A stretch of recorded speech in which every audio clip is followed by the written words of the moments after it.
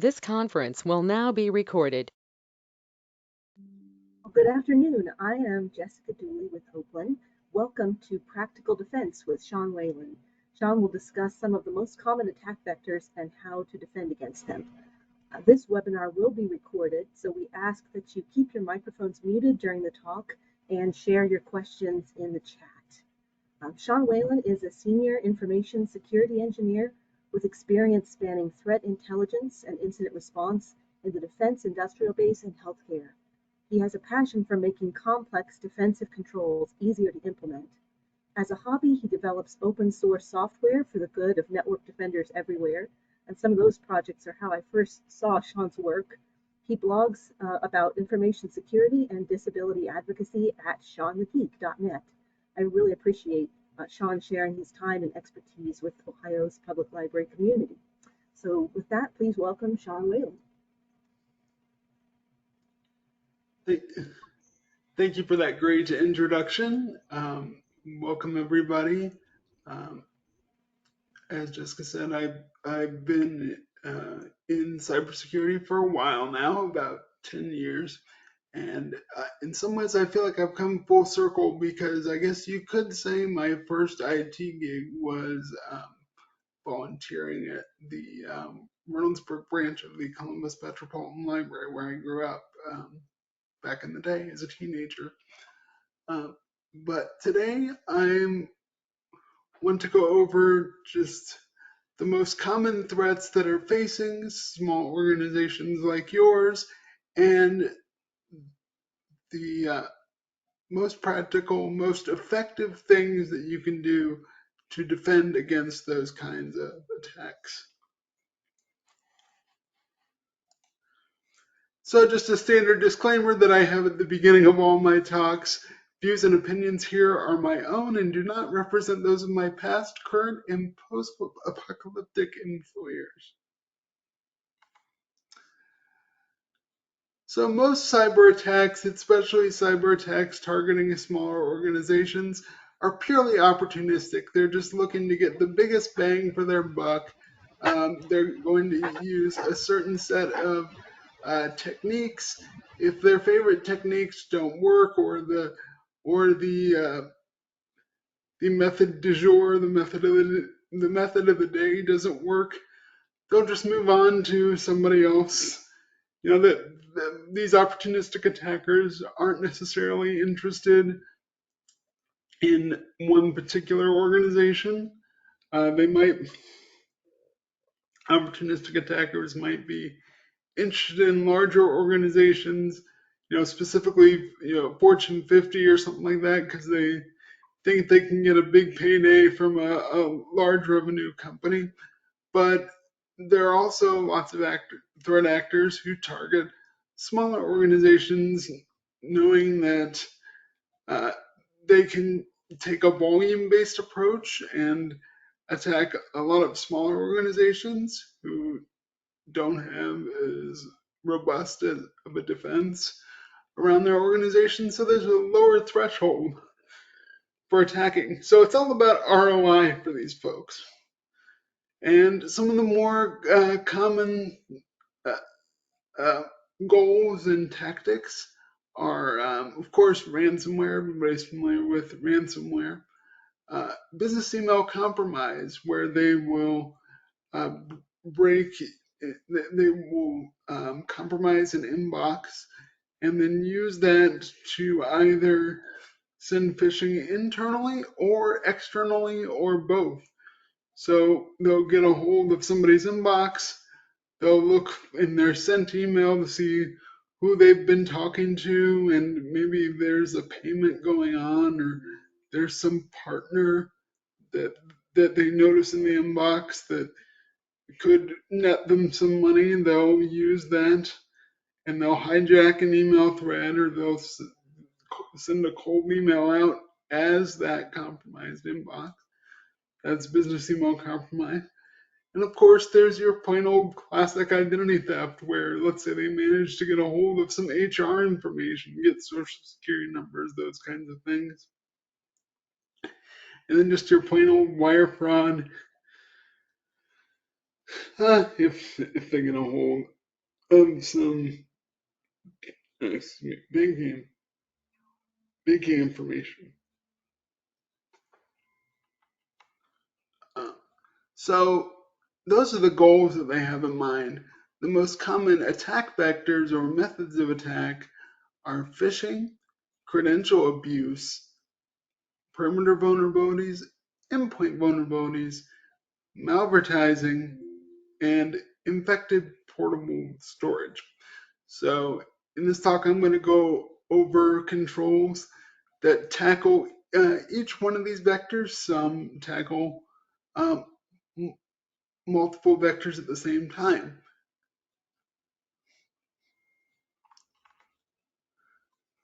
So you might think that with a smaller organization you're at a disadvantage, but sometimes that small size can be a strength in itself.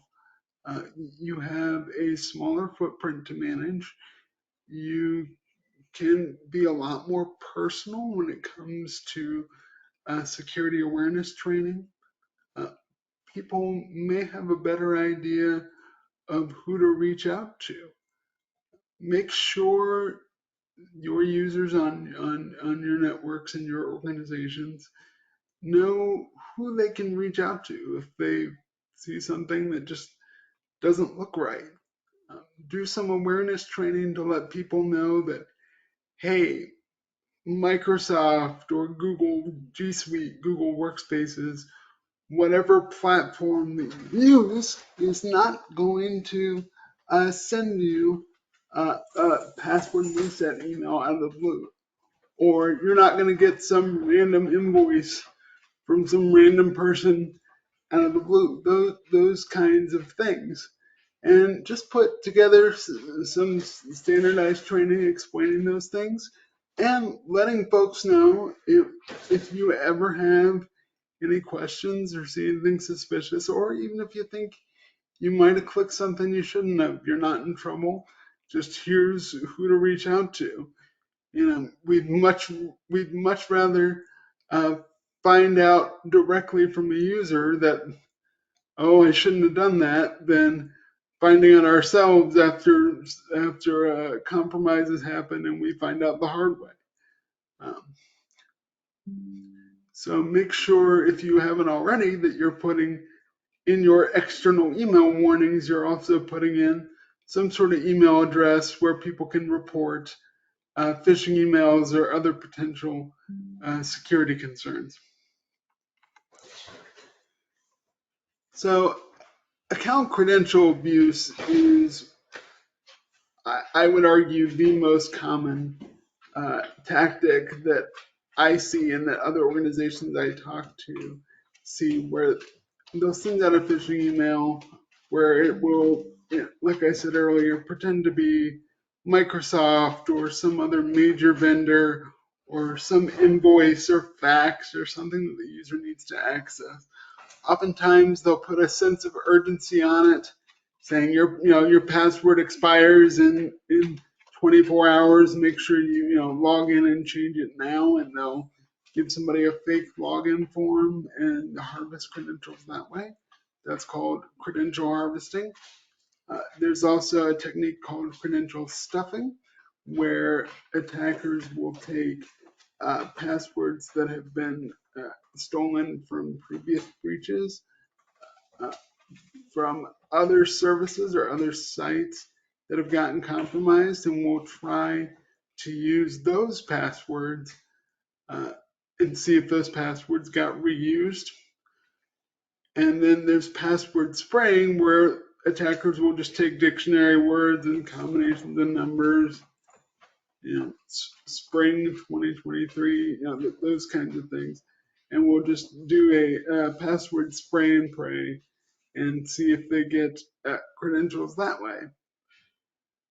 If you're not already familiar with Have I Been Pwned, Have I Been Pwned is an awesome little service that you can put in your email address and your phone number, and they collect information on breaches and stolen credentials, and they will alert you if your email address or phone number uh, is in one of the breaches that they've monitored.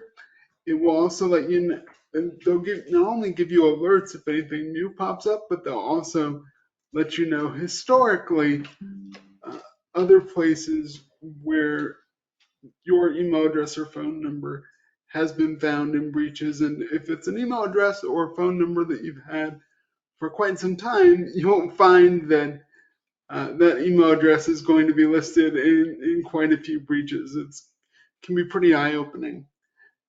But for an organization, more importantly, you can, if you can verify that you own that domain or you are a representative of that domain owner, you can sign up for alerts at the domain level and get alerted whenever an email address related to that domain is listed in a breach that they've gotten a hold of. So that's really, really useful from an information security perspective. Speaking of passwords, stop making passwords expire, please. That used to be an extremely common recommended practice, unless it's required by regulation, which I think doesn't apply to anyone on this call. Don't set password expiration policies, because that just encourages bad practices from users. They'll just append a date, a month or year or a quarter and year to it. I've done that because I have plenty of strong passwords, and trying to come up with a brand new password every quarter is just an absolute pain. So you'll have people append the date, you'll have people write it down on a post-it and stick it next to their monitor, or they'll just create super weak passwords because they've run out of ideas. Lots of bad things can happen that way. So instead of making passwords expire, require passwords to be a decent length and complexity, and require MFA. And if people are like, well, how am I supposed to come up with a password that's, like 15 characters long? Just say, hey, come up with a passphrase, something that, could be maybe partially a quote from a favorite book with, some different capitalization or numbers thrown in. Could be, names of people in your family put together. Could be a lot of different things. But that also makes for very strong, very long passwords that are harder to guess. And then you've got MFA on top of that. You've got really strong authentication. Speaking of MFA, not all forms of multi-factor authentication are equally secure. And that's because when you talk about types of authentication where it sends you a code, a one-time code to use, like what you get over a phone call or a text message, or even something like Google Authenticator, the more sophisticated phishing campaigns can detect that and will, just like it prompted a user for a password, will prompt a user for whatever code they receive, and then just pass that through as a man in the middle attack and be able to bypass MFA that way. Push notifications, if you've seen something like Okta Verify or Microsoft Authenticator, you can authenticate by having an app send you a push notification and hitting approve. That prevents the whole man in the middle problem. But depending on how that push notification is implemented and what that allows the authenticating user to do, potentially the attacker could just keep requesting push notifications, keep requesting approval over and over again until the user just goes, I give up, I can't take it anymore, just hit approve. That's called MFA fatigue attacks. Depending on how the push notification is implemented, sometimes if things get shady, the authenticating app will ask the user to pick a number that matches the number that's on their screen to help prevent these kinds of MFA attacks. But again, that could theoretically be passed through a man-in-the-middle attack. The strongest form of MFA are hardware security keys like YubiKeys. Now, of course, deploying physical keys across an entire organization can get pretty expensive.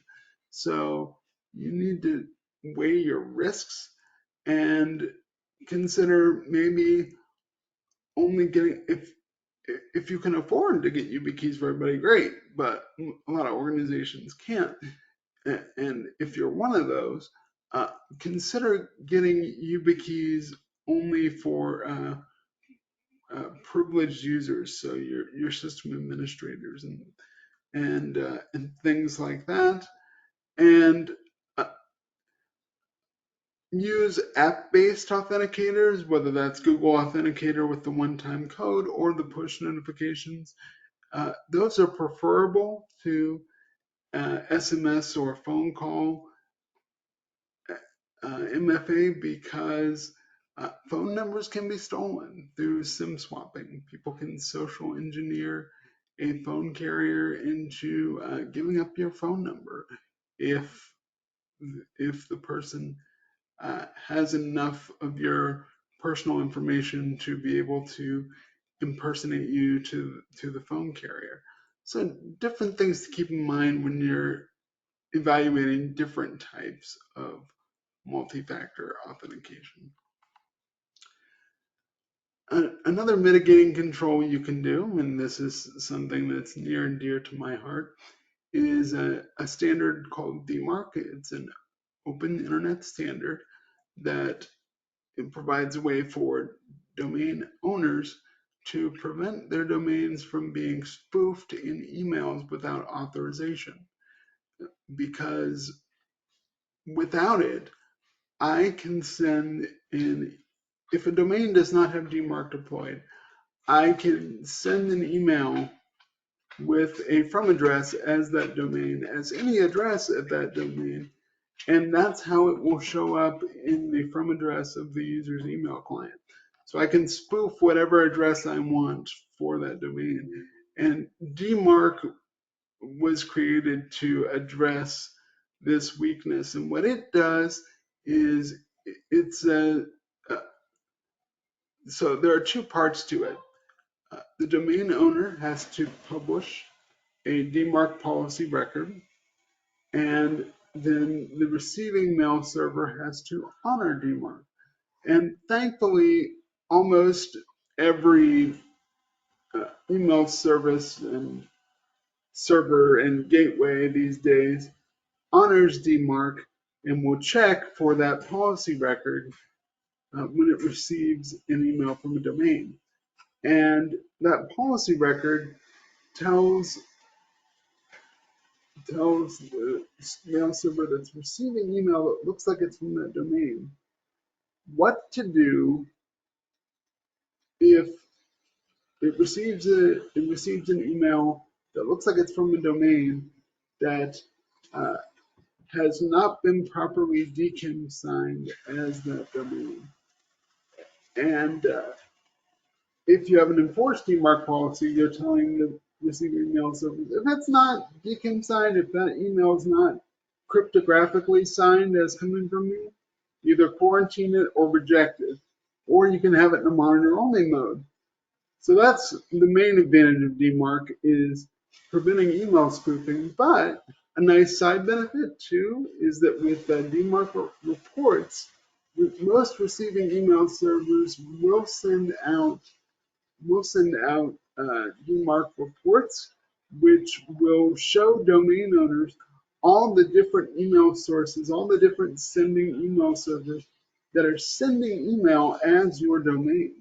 So that it gives you a great view into potential shadow IT, what email services are sending as your domain, what SaaS services are sending as your domain, things you might not even know about, in addition to potentially who's maliciously spoofing your domain. So it has lots of good benefits. And I've linked to in this presentation a few different resources, and Jessica will be providing a link to this slide deck. So don't feel like you need to be taking furious notes here.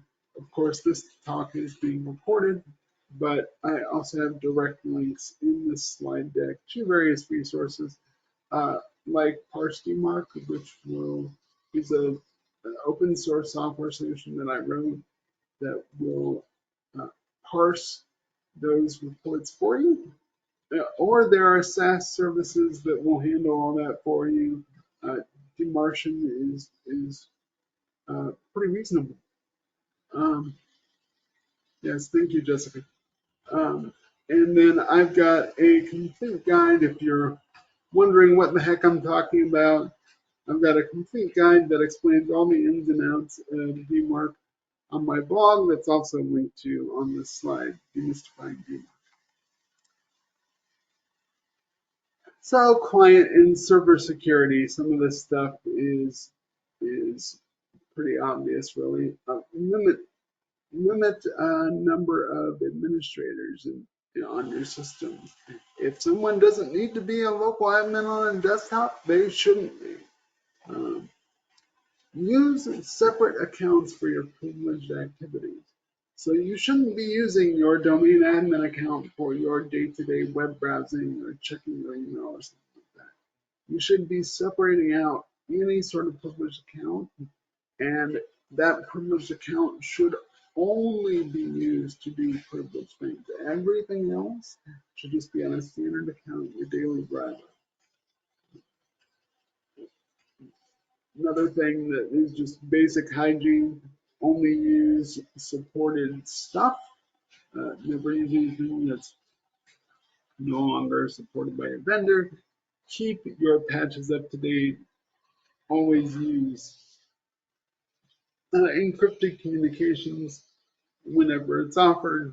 And then if you're not already familiar, Microsoft provides free security baselines where they describe the recommended configurations, best practice configurations for their products, different settings for GPOs and different things like that.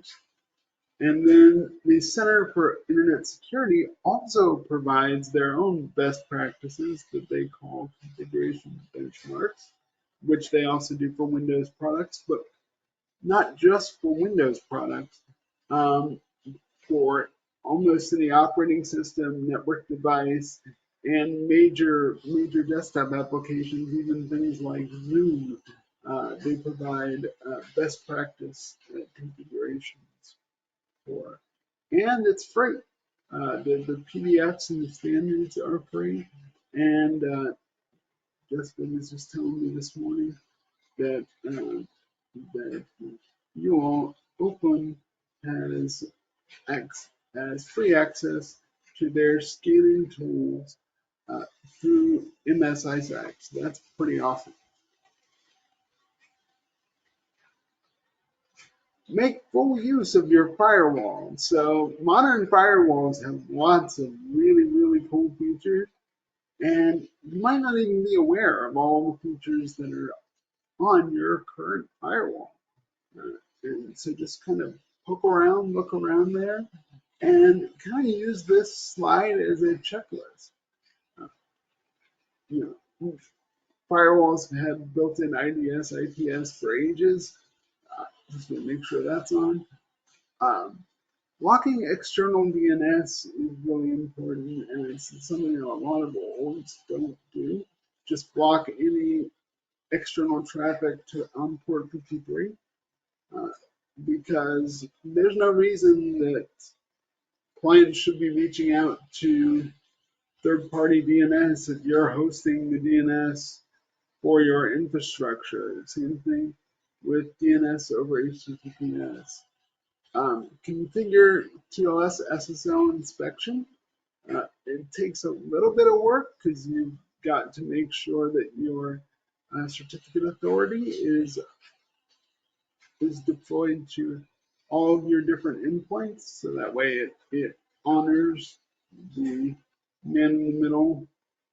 But that's really, really important because that way your firewall can see inside of encrypted traffic and look for potential exploits inside that encrypted traffic, because otherwise it's just an encrypted tunnel. It's not going to be able to see, for example, if there's a browser exploit that's being attempted or things like that. Uh, so, so restricting, when a lot of times when we think about firewalls, we think about blocking malicious incoming traffic, but blocking outgoing traffic, shady outbound traffic is just as important. And one of the awesome features that modern firewalls have is they're able to do inspections at the application layer, at layer 7 of the OSI model. And they're able to identify exactly what applications is communicating. Not just, port and TCP UDP, but actual pieces of software. So you can configure firewalls to do things like block all remote access tools, remote access tools, and maybe put in an exception if your organization happens to use one of those. And that is super helpful because of things like fake tech support scams, where they'll cold call your users or send them a phishing email or SMS message, pretend to be tech support, and get them to download something like TeamViewer, AnyConnect, any sort of legitimate remote support tool, and then use that to scam them out of money or deploy ransomware or do any number of evil things. By having that application control in place, you can block all of the remote access traffic from these going to these legitimate services. So that way, even if a user is tricked into running one of these things, they're not going to be able to connect out to the service. It's defense in depth, and with modern firewalls, really easy to do, implement policies, and put in some narrow exceptions.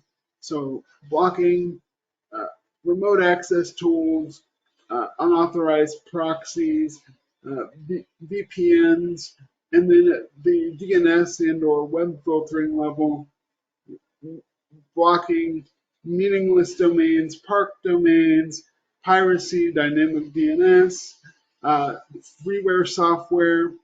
If a user wants to download a piece of software, they really need to reach out to you and make sure that there is some sort of formal trusted chain of custody, so that way they're just not downloading from some random link they clicked on Google when they were wanting to find this piece of software that they wanted, those kinds of things. And then just tailor any exceptions that you have as narrow as you possibly can. So maybe down to a couple of specific hosts or a specific user or specific applications, combinations of that. Make any exceptions as narrow and as rare as possible. So speaking of firewalls, firewalls can generate awesome logs for you. So they're great for not only troubleshooting firewall policy issues of figuring out why was this blocked when the user wanted to go do something. It's also great from a forensics perspective of figuring out, okay, I know this machine got compromised because it started doing some goofy things, showing ads, or heaven forbid, a ransomware message popped up. and you're wanting to figure out how did this happen. Those logs can be very, very useful for lots of different scenarios. So there are some free logging aggregators, not necessarily full-on SIMs without uh, without paying for those features, but at the very least you can collect and visualize logs. And you can do that with Graylog or Elk, and you just point your firewalls to these login servers and you can get lots of really good information, but not just firewalls. Windows has a utility called sysmon that will log process execution details to the Windows event log, and those Windows event logs can be collected in a logging platform. And the combined that will tell you things like what process got executed when, what was the file hash of that process, what process spawned that process, what files did that process access. So some really good forensic details for you too. Um, so we've talked about phishing first and security awareness. We've talked about different endpoint controls and forensics that we can do. But it's also very, very important to look at the perimeter of your network, because that's where a lot of these opportunistic attackers are going to look. They're just going to scan huge ranges of IP addresses looking for known vulnerabilities of their favorite things, of things they've got exploits for, things that they can very quickly do a smash and grab kind of thing. And just like they can do scanning, you can do scanning. And there's lots of free or low cost resources to do that. There's Shodan, which Shodan's a really fun website. Uh, it's shodan.io.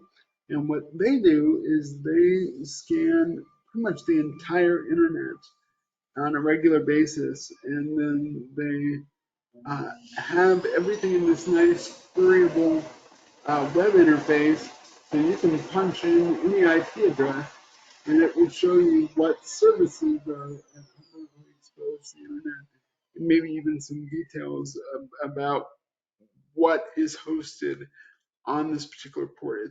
It's really, really cool.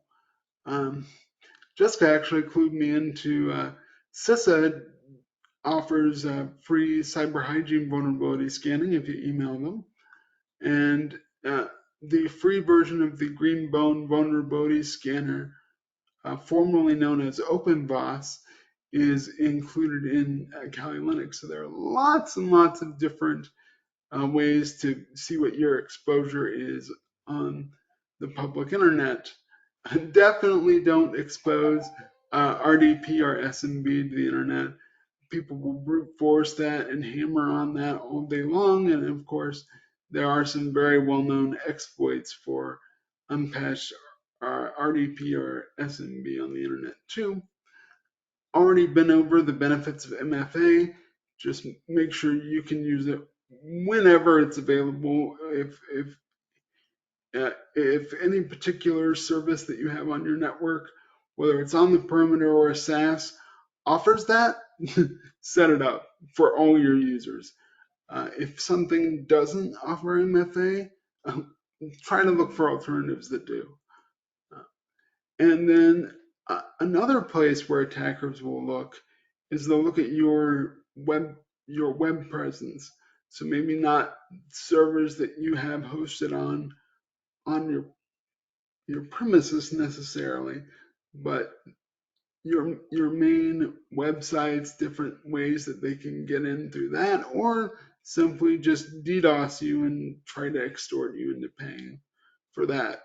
Cloudflare offers a very inexpensive WAF solution, that's Web Application Firewall, to help prevent common web exploits for different things. So they'll sit in front of your web server and they'll provide DDoS and web exploit protection.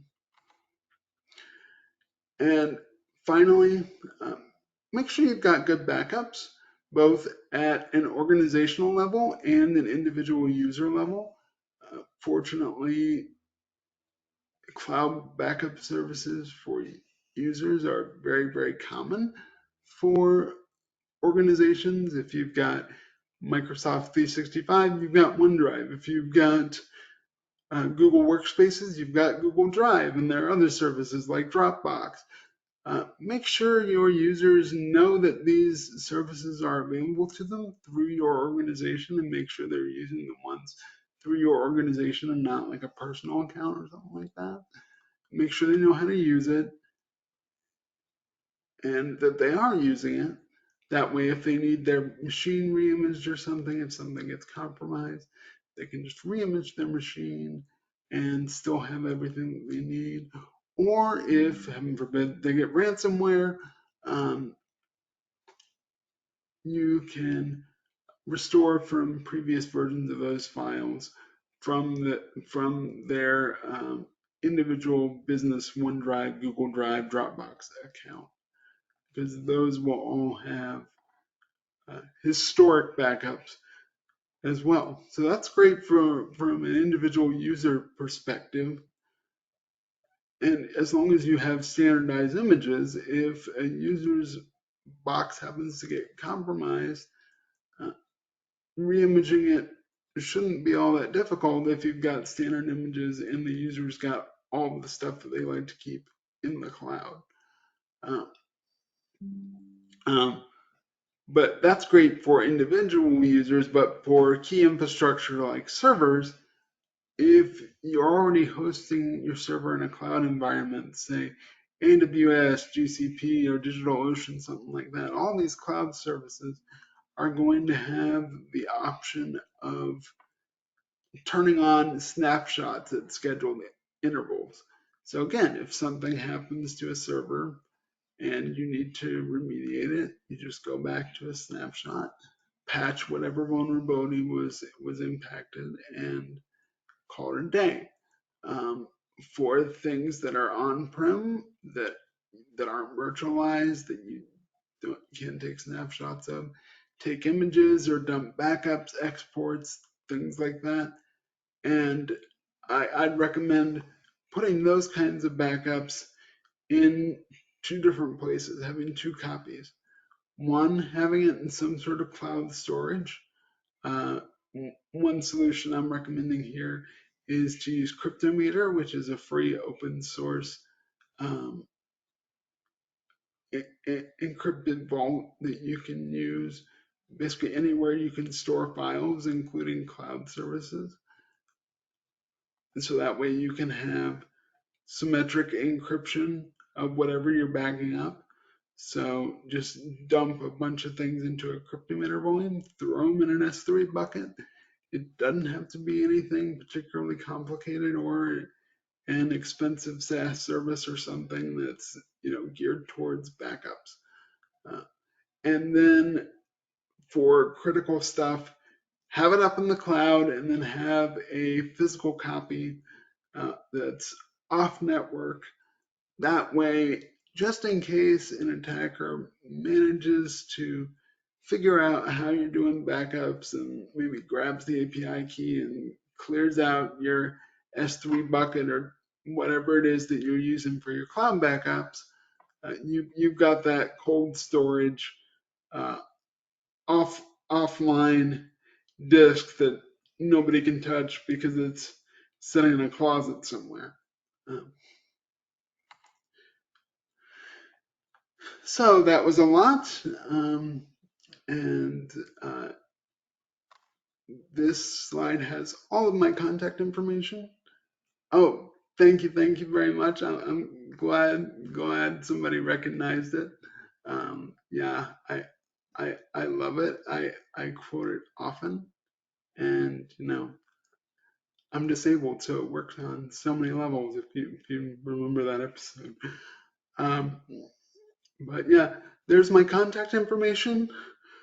I am happy to answer questions both now, and if you're like me and got ADHD and your squirrel brain, and I'm hitting you with a bunch of different things at once. If you're like me, you'll get hit with questions right after this meeting ends. Um, and if that's the case, feel free to contact me through any one of these methods. Feel free to drop your questions in the chat right now, and I'll be happy to answer them.